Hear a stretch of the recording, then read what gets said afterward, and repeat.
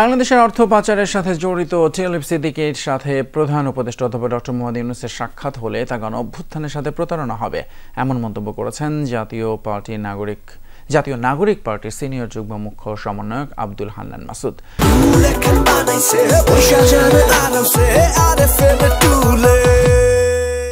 সোমবার বিকেলে নোয়াখালীর হাতিয়ার চরেশ্বর ইউনিয়নের পর্যটন কেন্দ্র কমলার দিঘির পাড়ে মেঘনা নদীর ভাঙনের কবলে পড়া স্থানীয়দের সাথে মতবিনিময় করেন তিনি। এ সময় বলেন, দেশের সকল ঘর থেকে অস্ত্র উদ্ধার হলে এবং অস্ত্রধারীরা গ্রেপ্তার হলে লেভেল প্লেইং ফিল্ড তৈরি হবে। 24-এর গণঅভ্যুত্থানে 2000 মানুষ প্রাণ দিয়েছেন, শুধু নির্বাচনের জন্য নয় বলেও মন্তব্য তার।